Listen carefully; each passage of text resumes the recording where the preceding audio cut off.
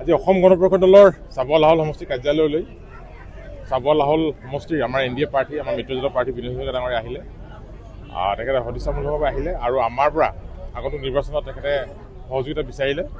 যিহেতু আমি মিত্ৰজোঁট দুটা দলেই 2016 চনৰ পৰাই ধাৰাবাহিকভাৱে মিত্ৰতা কৰি আহিছোঁ, নিৰ্বাচনত সফলতা লাভ কৰিছোঁ। 2016 চনত তেখেত প্ৰাৰ্থী হৈছিলে, তেখেতক আমি জয়যুক্ত কৰালোঁ।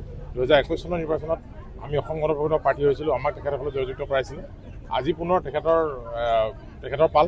গতিকে এইবাৰ আমি আমাৰ মিত্ৰতাক কৃষ্ণ অৰ্জুনৰ মিত্ৰতালৈ আমি ৰূপান্তৰ কৰিব বিচাৰিছোঁ আৰু সঠিকভাৱে মিত্ৰতা কৰি বিনোদ হাজৰিকা ডাঙৰীয়াক চাবুৱা লাহোল সমষ্টিৰ পৰা অভিলেখ সংখ্যক ভোটত যাতে জয়যুক্ত কৰাব পৰা যায়, তাৰ কাৰণে আমি আজি সংকল্পবদ্ধ হৈছোঁ। হয়, মই যোৱা দিনকেইটা অনুভৱ কৰিছিলোঁ যে আমাক বন্ধুত্বমূলকভাৱেই হওক বা নিৰ্দলীয়ভাৱে প্ৰতিজ্ঞা কৰিবলৈ হওক বিভিন্ন লোকে আমাৰ বন্ধু আছে, গৰিষ্ঠ সংখ্যক বন্ধুৱেই, তাৰ ভিতৰত বন্ধু হিচাপে লোৱাও 2-4 আছে। মই ভাবোঁ যে আমাৰ মাজত যুদ্ধ কৰাই বা বিৰোধী কংগ্ৰেছ প্ৰাৰ্থীক জয়যুক্ত কৰাৰ কাৰোবাৰ ষড়যন্ত্ৰ আছিলে।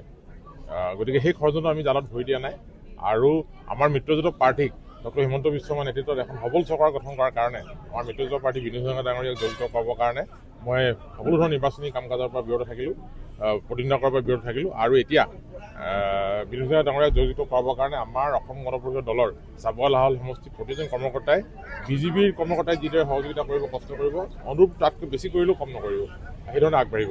আমি ঐক্যবদ্ধ হৈছোঁ।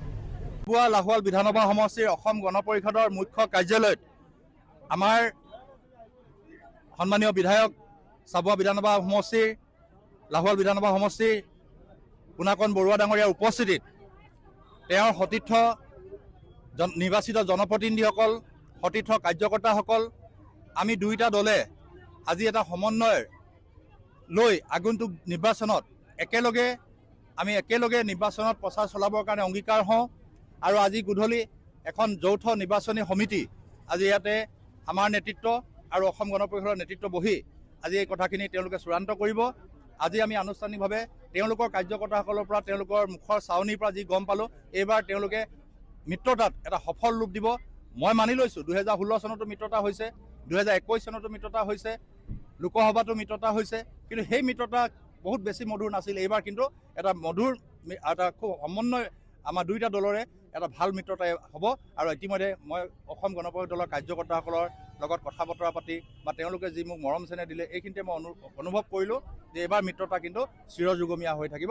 অসম গণ পৰিষদ আৰু ভাৰতীয় জনতা পাৰ্টি আজীৱন আমি চাবুৱা সমষ্টিত আমি মিত্ৰতাৰ নিৰ্বাচনত অৱতীৰ্ণ হ'ম আৰু আমাৰ দুয়োটা দলে শক্তিশালী পথ হ'ব। আৰু অসম গণ পৰিষদ দলৰ এইখিনি সময়ত বা অহা সময়খিনিত আমি কেতিয়াও তেওঁলোকৰ দলটোক আমি অস্তিত্ব ৰাখিব লাগিব, যেনেকৈ আমাৰ দলটোত অস্তিত্বত আছে, তেওঁলোকৰ দলটোক আমি অস্তিত্ব ৰাখিব লাগিব। কাৰণ পুনাকণ বৰুৱাই বহু কষ্টৰে এই দলটো চাবুৱাত সংগঠিত কৰিছিল, চাবুৱাত তেখেতে বহু কষ্ট স্বীকাৰ কৰি এই দলটো সংগঠিত কৰিছিল। কেতিয়াও মই তাজপাতৰ দৰে খহিবলৈ নিদিওঁ। এইটো নিজৰ দল হিচাপে মই ভাবি লৈ আগন্তুক দিনত আমি দুয়োটা দলে আমি কাম কৰি যাম।